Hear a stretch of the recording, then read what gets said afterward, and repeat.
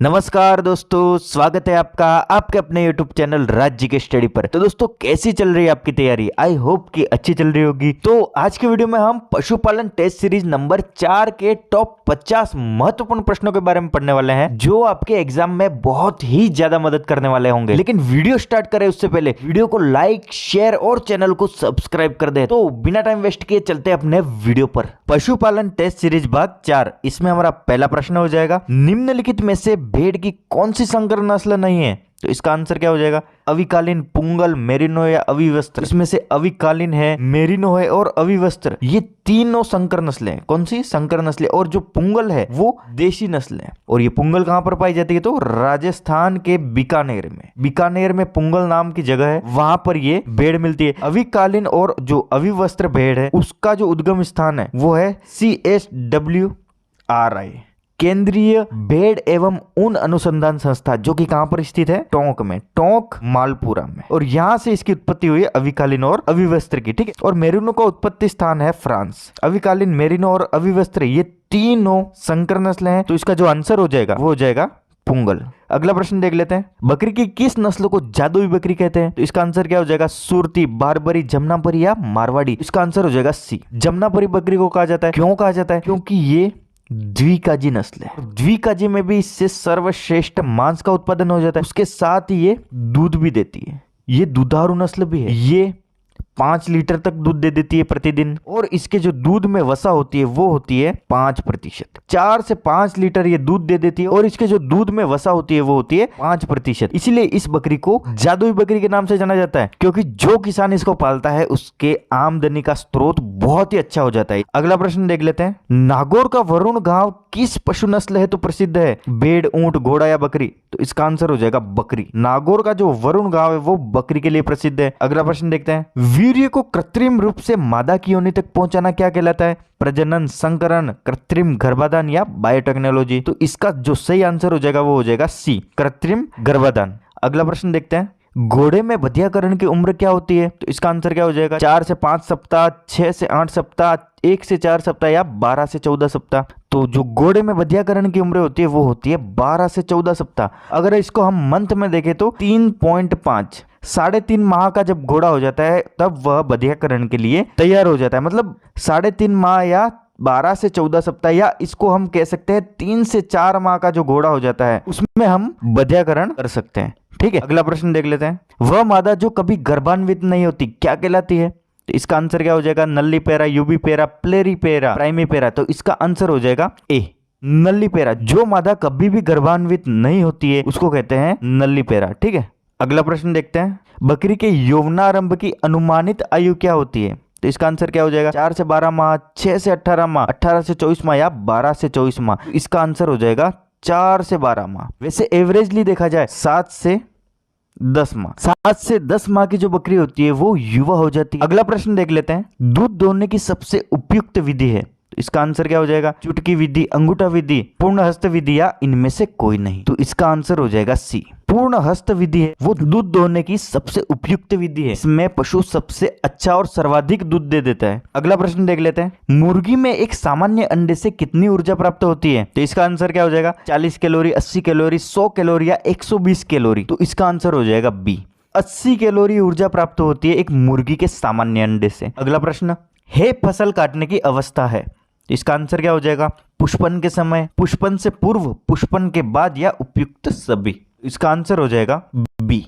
हे का मतलब होता है सूखा चारा, पशुओं को दिया जाने वाला सूखा चारा। अगला प्रश्न देख लेते हैं, पशुओं में दूध स्त्राव को बढ़ाने के लिए उत्तरदायी प्रमुख हार्मोन कौन सा है? तो इसका आंसर क्या हो जाएगा? ऑक्सीटोसिन, रिलैक्सिन, प्रोलैक्टिन या एड्रिनलिन? तो इसका आंसर हो जाएगा सी, प्रोलैक्टिन जो हार्मोन है वो पशुओं में दुग्ध स्त्राव, और इसको हम कह सकते हैं दूध उत्पादन, स्तनपान, स्तनपान के लिए, दूध स्त्राव के लिए या दूध उत्पादन के लिए भी ये जो प्रोलैक्टिन हार्मोन है वो उत्तरदायी होता है। अगर हम बात कर रहे हैं एड्रिनलिन हार्मोन की, तो ये हार्मोन है उत्तेजित हार्मोन, मतलब ये उत्तेजना को बढ़ाता है। उसके बाद हम बात करें रिलैक्सिन हार्मोन, रिलैक्सिन हार्मोन पशु में गर्भावस्था के समय और शिशु के जन्म के समय ये काम में आता है। और जो ऑक्सीटोसिन हार्मोन होता है वो कब दिया जाता है? जब पशु दूध देना बंद कर देता है तब ऑक्सीटोसिन हार्मोन का इंजेक्शन लगाया जाता है। ये चीज आपको ध्यान में रखनी है। अगला प्रश्न देख लेते हैं, क्रेजी चिक तो क्रेजी चिक रोग होता है विटामिन ई की कमी से होता है। किससे होता है? विटामिन ई की कमी से होता है और मुर्गियों में होता है। किसमें होता है? मुर्गियों में होता है। अगला प्रश्न देख लेते हैं। भारत में मुर्गी पालन है तो उत्तम पद्धति है, कौन सी पद्धति है? गहरी बिछाली, विस्तार, बैटरी या सघन बिछाली? इसका आंसर क्या हो जाएगा? इसका आंसर हो जाएगा ए, गहरी बिछाली। अगला प्रश्न, 3 लीटर दूध पर गाय को कितना अतिरिक्त दाना देना चाहिए? तो कितना देना चाहिए? 2 किलो, 3 किलो, 1 किलो या 2.5 किलो? तो इसका आंसर हो जाएगा सी, गाय को 3 लीटर दूध पर 1 किलो दाना दिया जाता है। उसी प्रकार अगर बात आ जाए भैंस की, तो भैंस को तो 3 लीटर दूध पर 1.5 किलो दाना दिया जाता है। अगर बात की जाए 2.5 लीटर दूध पर, 2.5 लीटर दूध पर भैंस को 1 किलो दाना दिया जाता है। उसी प्रकार जो गाय है उसके लिए 1 किलो दाना 3 लीटर दूध पर दिया जाता है। ये चीज आपको ध्यान में रखनी है। अगला प्रश्न देख लेते हैं। एक अच्छे साइलेज में हरे चारे का पोषण मान संरक्षित होता है, कितना होता है? 100%, 80 से 85%, 50% या 30 से 35%? इसका आंसर हो जाएगा 80 से 85%। अच्छा जो साइलेज होता है जिसमें हरे चारे का पोषण मान होता है, मतलब जो हरा चारा होता है वो साइलेज में कितना होता है? तो 80 से 85% होता है। कितना होता है? 80 से 85% जो मात्रा होती है वो हरे चारे की होती है, क्योंकि साइलेज वह चारा है जो गीले या हरे चारे से बनाया जाता है। ठीक है। और अगर हम बात करें है की, है होता है सूखा चारा, तो है में 80 से 85% सूखे चारे की मात्रा होनी जरूरी है। ठीक है। उसी प्रकार जो साइलेज है उसमें 80 से 85% गीले चारे की मात्रा होनी चाहिए या हरे चारे की मात्रा होनी चाहिए। ये चीज आपको ध्यान में रखनी है। अगला प्रश्न देख लेते हैं। निम्न में से कौन सी फसल खरीफ की चारा फसल है? कौन सी है? ग्वार, बाजरा, बरसिम या ए व बी दोनों? तो इसका आंसर हो जाएगा ग्वार और बाजरा। ग्वार और बाजरा दोनों, और ये खरीफ की चारा फसल है। उसके अलावा हम बात करें बरसिम की, तो बरसिम उगाया जाता है रबी में, तो ये हो गई रबी की फसल। तो इसका आंसर क्या हो जाएगा? खरीफ की चारा फसलें हैं ग्वार और बाजरा। अगला प्रश्न देख लेते हैं। खुरपका मुंहपका रोग में किस प्रकार का टीकाकरण किया जाता है? तो कौन सा किया जाता है? Raksha, FMD vaccine, Lasota vaccine, Mukteshwar vaccine या एचएस वैक्सीन? तो इसका आंसर हो जाएगा एफएमडी वैक्सीन। खुरपका मुंहपका रोग गाय भैंस में होने वाला रोग है। इसमें खुरों पर, मुंह में, जीबान पर छाले पड़ जाते हैं, पशु खाना बंद कर देता है, लार टपकाता है और खास बात होती है कि जुगाली करना बंद कर देता है, और इसमें लगाया जाता है एफएमडी वैक्सीन। ये चीज आपको ध्यान में रखनी है। अगला प्रश्न देख लेते हैं। पशु की ऊन कतरने के औजार को राजस्थानी भाषा में क्या कहते हैं? कैंची, हमाल, चोचर या कात? तो राजस्थानी भाषा में ऊन कतरने के औजार को कहा जाता है कात। ये चीज आपको ध्यान में रखनी है। अगला प्रश्न देखते हैं। वर्मी कंपोस्ट रासायनिक खाद की तुलना में श्रेष्ठ क्यों है? क्यों श्रेष्ठ है भाई? ये उर्वरा शक्ति बढ़ाता है, तो बिल्कुल वर्मी कंपोस्ट है वो उर्वरा शक्ति बढ़ाता है। पौध रक्षक दवाइयां अपेक्षाकृत रासायनिक तो बिल्कुल कम लगती है, क्योंकि वर्मी कंपोस्ट है वो ऑर्गेनिक मैन्यूर है, मतलब जैविक खाद है। अब जैविक खाद डालेंगे, भूमि की उर्वरा शक्ति बढ़ती है और भूमि में जो भी हानिकारक जीवाणु है उनकी मात्रा कम हो जाती है और लाभदायक जीवाणु की मात्रा बढ़ जाती है। इसी कारण पौध रक्षक दवाइयां अपेक्षाकृत रासायनिक खाद से कम लगती है। ये प्रदूषण मुक्त है, तो बिल्कुल प्रदूषण मुक्त है। अगर हम बात करें डीएपी है, यूरिया है, इससे भूमि बंजर होती है और इससे प्रदूषण भी फैलता है। डीएपी यूरिया को जब हम स्प्रे मशीन द्वारा स्प्रे करते हैं तो इससे प्रदूषण फैलता है। और अगर हम बात करें वर्मी कंपोस्ट की, तो हम वर्मी कंपोस्ट का उपयोग करेंगे, प्रदूषण का तो नाम ही नहीं उठता। इसका आंसर हो जाएगा उपरोक्त सभी। अगला प्रश्न देख लेते हैं। किसी पशु के सींगों पर 4 छल्लों की संख्या है, तो उस पशु की आयु कितने वर्ष होगी? तो कितने वर्ष होगी? 4 वर्ष, 6 वर्ष, 8 वर्ष या 16 वर्ष? तो हम बात करें पशु में जो सींग पर छल्ला बनता है, पहला छल्ला बनता है 3 वर्ष की आयु में, तो इसमें लिख रखा है कि 4 छल्ले। 3 वर्ष की आयु पर पहला छल्ला बना, ठीक है, 1 छल्ला हो गया। और 3 वर्ष की आयु के बाद प्रति वर्ष 1 छल्ला बनता है, मतलब 3 वर्ष की आयु होगी 1 छल्ला बन गया। उसके बाद चौथे वर्ष में 1 और छल्ला बनेगा, 5वें वर्ष में 1 और बनेगा, 6ठे वर्ष में 1 और बनेगा। तो टोटल मिला के कितने हो गए? 1 2 3 4। तो हम बात करें 4 छल्लों की, तो तीसरे वर्ष में 1 बना, चौथे वर्ष में 1 बना, 5वें वर्ष में 1 बना और 6ठे वर्ष में 1 बना। तो टोटल मिला के 4 छल्ले हो गए। और 4 छल्ले में कितने वर्ष का हो गया पशु? 6 वर्ष का हो गया। तो इसका आंसर हो जाएगा 6 वर्ष। अगर इसमें 5 छल्ले हैं तो इसमें कितने आयु हो जाएगी? 3 वर्ष में 1 बना, चौथा, 5वां, 6ठा और 7वां, तो 7 वर्ष की आयु हो जाएगी। ये चीज आपको 8 वर्ष का पशु कब होगा? जब उसके सींगों पर छल्ले कितने होंगे? 3 वर्ष पर तो 1 बन गया, चौथे वर्ष 4 5 6 7 और 8, तो कितने छल्ले हो गए? 1 2 3 4 5 6 छल्ले होंगे तब 8 वर्ष का होगा पशु। ये चीज आपको ध्यान में रखनी है। तो आपको एग्जाम में काउंट कर कर देख लेना है कि कितने छल्ले बन रहे हैं। 3 वर्ष पर पहला छल्ला बनता है, उसके बाद प्रति वर्ष एक छल्ला बनता रहता है। अगला प्रश्न देख लेते हैं, बकरियों में कुल दांतों की संख्या कितनी होती है? बकरियों में दांतों की संख्या होती है बी, 32 दांत होते हैं। अगला प्रश्न, घोड़े की औसतन आयु कितने वर्ष की होती है? कितने वर्ष की होती है? 15 से 20, 25 से 30, 33 से 35 या 35 से 40। तो इसका आंसर हो जाएगा बी, 25 से 30 वर्ष की औसतन आयु होती है घोड़े की। ठीक है, अगला प्रश्न देख लेते हैं, विश्व की प्रथम क्लोन भेड़ का क्या नाम था? साउथ ब्राउन, मारिया, डोली या अनामिका? तो इसका आंसर हो जाएगा सी, डोली भेड़ विश्व की प्रथम क्लोन भेड़ है। कौन सी भेड़ है? तो क्लोन भेड़ है। अगला प्रश्न देख लेते हैं, गाय के दूध में प्रोटीन की मात्रा कितने प्रतिशत होती है?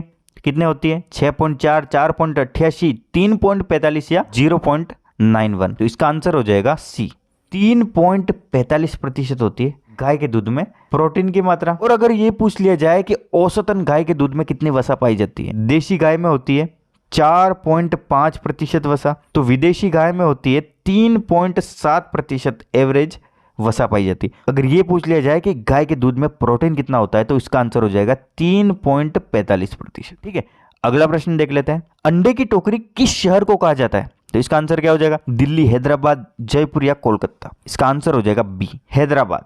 भारत की अंडे की टोकरी कहलाती है क्योंकि यहाँ पर सर्वाधिक अंडा उत्पादन होता है। देसी विदेशी सभी मुर्गियों का मिलाकर सर्वाधिक अंडा उत्पादन हैदराबाद में होता है। और अगर हम बात करें राजस्थान की, तो राजस्थान में अजमेर को अंडे की टोकरी कहा जाता है क्योंकि यहाँ पर राजस्थान में सर्वाधिक अंडा उत्पादन होता है। देसी अंडा उत्पादन होता है राजस्थान में, बांसवाड़ा में, और सभी मिलाकर जो अंडा उत्पादन होता है सर्वाधिक होता है अजमेर में। ये चीज आपको ध्यान में रखनी है। अगला प्रश्न देख लेते हैं, कड़कनाथ किसकी नस्ल है? गाय की, ऊंट की, घोड़े की या मुर्गे की? तो इसका आंसर क्या हो जाएगा? डी, मुर्गे की नस्ल है। कड़कनाथ जो मुर्गा है उसका जो मांस होता है वो काले रंग का होता है। इसकी एक खासियत होती है और इसको मांस और अंडा उत्पादन के लिए पाला जाता है और इसके मांस में सर्वाधिक प्रोटीन की मात्रा पाई जाती है। अगला प्रश्न देख लेते हैं, भारी कार्य करने वाले पशुओं को कौन सी खली खिलानी चाहिए? भारवाहक जो नस्लें होती हैं पशुओं की, उनको कौन सी खली खिलानी चाहिए? सरसों की, मूंगफली की, मक्का की या तिल की? तो इसका आंसर हो जाएगा ए, सरसों की खली खिलानी चाहिए क्योंकि जो सरसों की खली होती है उसमें सर्वाधिक एमिनो अम्ल पाए जाते हैं और इसमें पाए जाते हैं प्रोटीन और एमिनो एसिड्स की मात्रा सर्वाधिक पाई जाती है, जो पशुओं में मांसपेशियों को मजबूत बनाए रखता है। और उसके अलावा जो प्रोटीन होता है वो पशुओं में ताकत देने का काम करता है। ये चीज आपको ध्यान में रखनी है। अगला प्रश्न देख लेते हैं, साइलेज का पीएच मान कितना होता है? 5 से 6, 7.5, 4? तो इसका आंसर क्या हो जाएगा? सी, पशुओं को खिलाया जाने वाला जो हरा चारा होता है उसको कहा जाता है साइलेज, और साइलेज का जो पीएच मान होता है वो कितना होता है? 4 होता है। अगला प्रश्न देख लेते हैं, हरे चारे का राजा किस फसल को कहा जाता है? रिजका, बरसिम, जौ या मक्का? तो इसका आंसर क्या हो जाएगा? बरसिम को क्या कहा जाता है? हरे चारे का राजा। रिजका को क्या कहा जाता है? वो रानी कहा जाता है। हरे चारे का राजा बरसिम, रिजका हरे चारे की रानी। ये तो हो गई चारे की बात। अगर हम बात करें अनाज की, तो अनाजों का राजा कौन सा है? अनाजों का जो राजा है वो है चावल। और मक्का क्या कहलाता है? तो मक्का कहलाती है अनाजों की रानी। रिजका चारे की रानी, बरसिम चारे का राजा, मक्का अनाजों की रानी और चावल अनाजों का राजा। ये चीज आपको ध्यान में रखनी है। अगला प्रश्न देख लेते हैं, मस्कावी किस चारे की किस्म है? तो किसकी है? मक्का, बाजरा, गेहूं या बरसिम? तो इसका आंसर हो जाएगा बरसिम। अगला प्रश्न, घोड़े में पल्प रेट नापी जाती है कौन सी धमनी द्वारा नापी जाती है? फिनोरल धमनी, फेशियल धमनी, कॉक्सिजियल धमनी, पूंछ धमनी? तो इसका आंसर क्या हो जाएगा? बी, फेशियल धमनी। घोड़े में जो पल्प रेट नापी जाती है वो फेशियल धमनी द्वारा नापी जाती है। गाय और भैंस में पल्प रेट किससे नापी जाती है? तो इसका आंसर हो जाएगा पूंछ धमनी। गाय और भैंस में पल्प रेट नापी जाती है पूंछ धमनी द्वारा, और फेशियल धमनी द्वारा घोड़े में पल्प रेट नापी जाती है। ये चीज आपको ध्यान में रखनी है। अगला प्रश्न देखते हैं, निम्न में से कौन सा एक पशुओं में जीवाणु जनित रोग नहीं है? जीवाणु जनित रोग नहीं है। यहाँ पर ही बहुत सारे लोग गलती कर देते हैं। इसमें 3 ऑप्शन होते हैं, रेबीज, थनेला और एंथ्रेक्स। ये तीनों जो रोग हैं जीवाणु जनित है, और गलती ये करते हैं कि इनको दिख जाता है फर्स्ट ऑप्शन रेबीज, और ये कर देते हैं इसका आंसर रेबीज, क्योंकि कई लोग जो होते हैं वो नहीं को नहीं पढ़ते। एग्जाम में जल्दबाजी में निम्न में से कौन सा एक पशुओं का जीवाणु जनित रोग है ये पढ़ लेते हैं और इसमें आंसर हो जाता है रेबीज। तो आपको क्वेश्चन को बहुत ही अच्छे से पढ़ना है, उसके बाद इसका आंसर देना है। तो इनमें से कौन सा रोग जीवाणु जनित? तो इसका आंसर क्या हो जाएगा? रेबीज है, थनेला है, एंथ्रेक्स भी है। इसका आंसर हो जाएगा ब्लू टंग रोग। ये जीवाणु जनित नहीं है। अगला प्रश्न देख लेते हैं, चांदी के शोधन और तांबे को गलाने में पशु के किस अंग का प्रयोग किया जाता है? हड्डियों का, बालों का, रक्त का या उपरोक्त में से कोई नहीं। इसका आंसर हो जाएगा ए। पशु की हड्डियों का प्रयोग चांदी के शोधन और तांबे को गलाने में किया जाता है। ये चीज आपको ध्यान में रखनी है। अगला प्रश्न देखते हैं, पशुधन बीमा योजना किसके सहयोग से संचालित है? तो इसका आंसर क्या हो जाएगा? राज्य सरकार, विश्व बैंक, केंद्र सरकार या नाबार्ड? तो इसका आंसर हो जाएगा केंद्र सरकार। अगला प्रश्न देख लेते हैं, गोमती सागर पशु मेला कहाँ आयोजित होता है? तो इसका आंसर क्या हो जाएगा? करौली, भरतपुर, अजमेर या झालरापाटन? तो ये आयोजित होता है झालरापाटन, झालावाड़ जिले के झालरापाटन में। और ये जो मेला है वो हाड़ौती अंचल का सबसे बड़ा पशु मेला है। सबसे बड़ा पशु मेला अगर ये पूछ लिया जाए कि हाड़ौती अंचल का सबसे बड़ा पशु मेला कौन सा है, वो हो जाएगा गोमती सागर पशु मेला। सबसे बड़ा मेला है और इसमें सर्वाधिक जो पशु बिकते हैं वो बिकते हैं मालवी। और यहाँ पर सर्वाधिक जो बिकती है वो गाय बिकती है मालवी। मालवी गाय के लिए प्रसिद्ध पशु मेला है वो है गोमती सागर पशु मेला, जो झालरापाटन में लगता है। अगला प्रश्न देख लेते हैं, पशु गणना किस विभाग द्वारा की जाती है? राजस्व विभाग, गृह विभाग, उद्योग विभाग या कृषि विभाग? इसका आंसर हो जाएगा ए। राजस्व विभाग द्वारा पशु गणना की जाती है। ठीक है, पशुपालन विभाग द्वारा पशु गणना नहीं की जाती है, कृषि विभाग द्वारा भी नहीं की जाती है। इन दोनों ऑप्शन को तो आप काट दोगे, लेकिन कृषि विभाग और राजस्व विभाग में कंफ्यूज होकर आप कृषि विभाग को कर दोगे, क्योंकि कृषि विभाग एक ऐसा विभाग है जो पशुपालन से जुड़ा हुआ है। पशु गणना की जाती है वो की जाती है ओनली राजस्व विभाग द्वारा। अगला प्रश्न देख लेते हैं, गौशाला में पशु के आसपास का तापमान कितने डिग्री होना चाहिए? 10 से 15, 35 से 42 डिग्री, 15 से 25 डिग्री या 25 से 32 डिग्री? तो इसका आंसर हो जाएगा डी। 25 से 32 डिग्री गौशाला में पशु के आसपास का तापमान होना चाहिए। ठीक है, अगला प्रश्न देख लेते हैं, पशुओं के मूत्र में नाइट्रोजन की मात्रा कितनी होती है? 0.5 से 2, 0.4 से 1.35, 0.05 से 0.10 या 0.06 से 1.35? तो इसका आंसर क्या हो जाएगा? बी। 0.4 से 1.35 पशुओं के मूत्र में नाइट्रोजन की मात्रा पाई जाती है। ठीक है, अगला प्रश्न देखते हैं, दूध को दूषित करने वाली अप्रत्यक्ष अशुद्धि कौन सी है? बाल, धूल कण, जीवाणु या मक्खी मच्छर? तो इसका आंसर क्या हो जाएगा? सी। जीवाणु जो अशुद्धि है वो कौन सी अशुद्धि है? अप्रत्यक्ष अशुद्धि है। अगला प्रश्न देख लेते हैं, पशु सीटी स्कैन से संबंधित देश का पहला राज्य है? गुजरात, हरियाणा, पंजाब या राजस्थान? तो इसका आंसर हो जाएगा डी। राजस्थान है वो पशु सीटी स्कैन से संबंधित पहला राज्य है। राजस्थान में सबसे पहला सीटी स्कैन किया गया था पशु का। अगला प्रश्न देखते हैं, राष्ट्रीय डेयरी अनुसंधान संस्था किस स्थान पर है? तो कहां पर है? फतेहाबाद, करनाल, हिसार या अलवर? तो इसका आंसर हो जाएगा करनाल में, करनाल हरियाणा। और इसका नाम क्या है? NDRI, national dairy research institute. कहां पर स्थित है? तो करनाल हरियाणा में। ये चीज आपको ध्यान में रखनी है। और यहीं से गाय भैंसों की नस्लों का विकास किया जाता है, ये चीज भी आपको ध्यान में रखनी है। अगला प्रश्न देख लेते हैं, राजस्थान में उरमुल डेयरी किस जिले में स्थित है? तो कहां पर स्थित है? बीकानेर, श्रीगंगानगर, जालोर या जयपुर? तो इसका आंसर क्या हो जाएगा? इसका आंसर हो जाएगा ए। राजस्थान के बीकानेर में उरमुल डेयरी स्थित है। कहां पर स्थित है? बीकानेर में। अगला प्रश्न देख लेते हैं, गिर नस्ल का प्रजनन केंद्र है कहां पर है? जोधपुर, झालावाड़, उदयपुर या जयपुर? तो इसका आंसर हो जाएगा बी। राजस्थान के झालावाड़ में गिर नस्ल का प्रजनन केंद्र स्थित है। ठीक है, अगला प्रश्न देख लेते हैं, पशुओं में कितने प्रकार के दांत होते हैं? तो कितने प्रकार के होते हैं? 2, 3, 4 या 6? तो इसका आंसर हो जाएगा सी। पशुओं में 4 प्रकार के दांत पाए जाते हैं। कौन कौन से दांत पाए जाते हैं? तो फर्स्ट पाए जाते हैं कृदंत, दूसरे पाए जाते हैं कील, तीसरे नंबर पर आते हैं अग्रचर्वण और चौथे नंबर पर आते हैं चर्वण। कृदंत, कील, अग्रचर्वण और चर्वण 4 प्रकार के दांत पाए जाते हैं पशुओं में। ठीक है, अगला प्रश्न देख लेते हैं, ऊंट को राज्य पशु का दर्जा कब मिला? 31 मार्च 2015, 19 अक्टूबर 2015, 19 सितंबर 2014 या 20 अक्टूबर 2014? तो इसका आंसर हो जाएगा सी। 19 सितंबर 2014 को ऊंट को राज्य पशु का दर्जा दे दिया गया। अगर हम बात करें ऊंट की, तो ऊंट है राजस्थान का राज्य पालतू पशु। और राजस्थान का राज्य पशु कौन सा है? तो चिंकारा। कौन सा है? चिंकारा। और ऊंट को राज्य पशु का दर्जा कब मिला? तो वो मिला है 19 सितंबर 2014। और अगर हम बात करें चिंकारा राज्य पशु, तो इसको मिला था राज्य पशु का दर्जा 1981 में। कब मिला था? 1981 में। ये चीज आपको ध्यान में रखनी है। अगला प्रश्न देखते हैं, भेड़ में मधचक्र की अवधि होती है कितने दिन की होती है? 19 से 21, 16 से 17, 12 से 14 या 27 से 29 दिन? तो इसका आंसर हो जाएगा 16 से 17 दिन। हर 16 से 17वें दिन भेड़ मद में आती है। अगला प्रश्न देख लेते हैं, नर पशु में नसबंदी करना क्या कहलाता है? ए वेसेक्टेमाइजेशन, ट्रिविलीज, लेसेक्ट्रोमी या टेकिकार्डिया। इसका आंसर हो जाएगा वेसेक्टेमाइजेशन। वेसेक्टेमाइजेशन को कहा जाता है हिंदी में बधियाकरण। क्या कहा जाता है? बधियाकरण।